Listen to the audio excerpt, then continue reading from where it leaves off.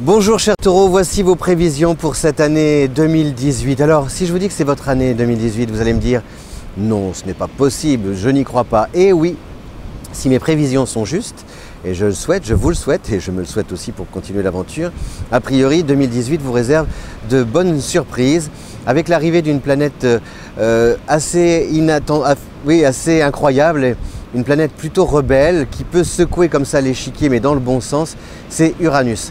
Jusqu'ici, Uranus traversait le signe du Bélier, c'est un peu chaotique.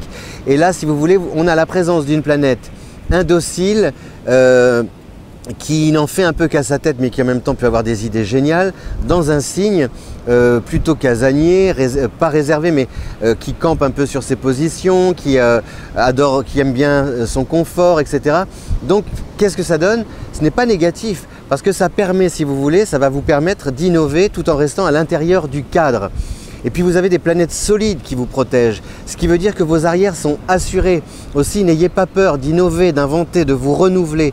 Vous avez Saturne en Capricorne, donc ça c'est du solide. Pluton, ça veut dire que l'argent, normalement, il y a de bons retours sur investissement.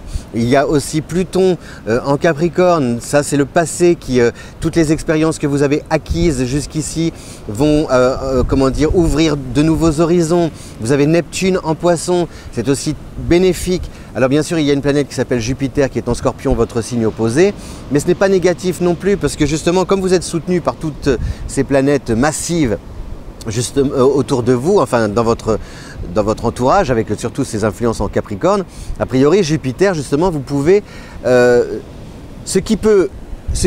à l'esprit que ce qui peut vous déranger au départ, finalement à l'arrivée se révèle très bénéfique pour vous.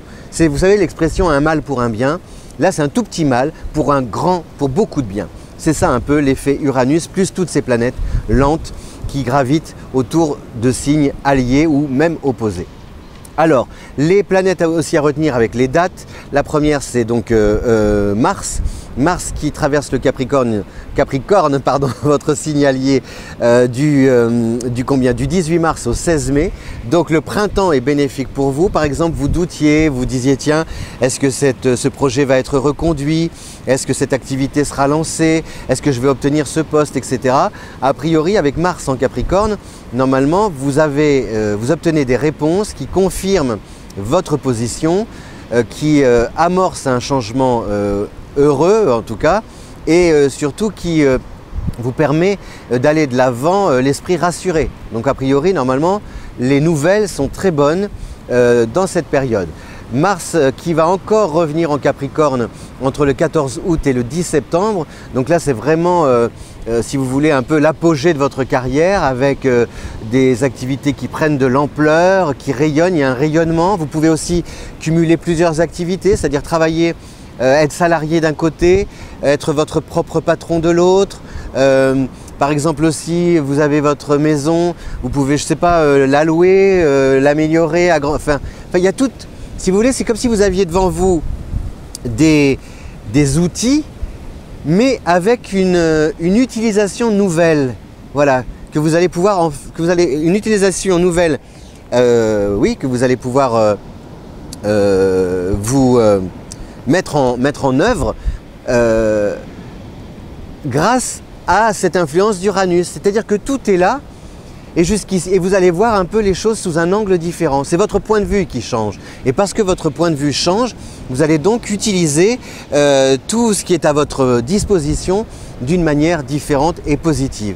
C'est comme si par exemple vous disiez oh là là, j'ai fait le tour de la question au niveau du travail, et puis paf, il y a d'autres centres d'intérêt qui arrivent malgré vous, et tant mieux. C'est voilà, ça vous redonne comme ça une vraie motivation. Donc Mars qui revient entre le 14 août et le 10 septembre. La deuxième planète, donc je vous l'ai dit, c'est Uranus à partir de la mi-mai et jusqu'au 7, qu'est-ce que je dis? Oui, jusqu'au 7 novembre. Donc Uranus, la nouveauté, les surprises, le flirt, célibataire, vous allez croiser l'âme sœur, peut-être vivre plusieurs histoires, mais sans vous soucier forcément du lendemain et sans regretter non plus tout ce que vous avez vécu. Et justement parce que vous ne pensez pas et ne faites pas de plan sur la comète, le merveilleux, le fantastique, l'inattendu, l'imprévu peut se produire et que vous trouviez votre moitié de pomme sans forcément l'avoir cherché.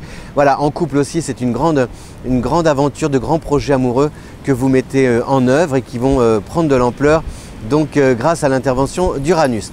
Une petite mise en garde sur le plan affectif, c'est l'arrivée de Vénus en Scorpion au cours des derniers mois de l'année, c'est-à-dire Vénus en Scorpion du 10 septembre au 31 octobre et du 3 décembre au 31 décembre.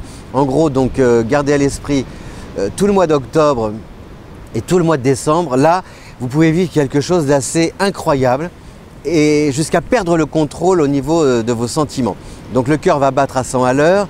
Si vous êtes en couple, ça peut créer un peu le désordre si jamais vous vivez une histoire en parallèle, on ne sait pas. Enfin, je peux pas forcément vous dire ce qu'il va réellement se passer, mais vous allez éprouver des sensations fortes qui vont quand même, vous qui d'habitude êtes un peu dans le contrôle, là vous allez perdre un pied, et ça peut être très bien, hein, attention, ça peut être, mais autour de vous, eh bien, ce que vous allez vivre, la situation peut exercer des répercussions sur votre entourage. Par exemple, votre famille qui voit d'un mauvais œil la personne que vous allez fréquenter. Dans le couple, une histoire d'amour qui peut se terminer parce que vous avez connu quelqu'un d'autre. Enfin, c'est assez, voilà, ça secoue. Donc, gardez à l'esprit, on a Mars qui est bénéfique pour vos activités au printemps et puis aussi, qu'est-ce que je disais? Oui, 14 août, au mois d'août, mi-août, septembre. On a Uranus dès la mi-mai qui crée la surprise, c'est sympa, ça bouge.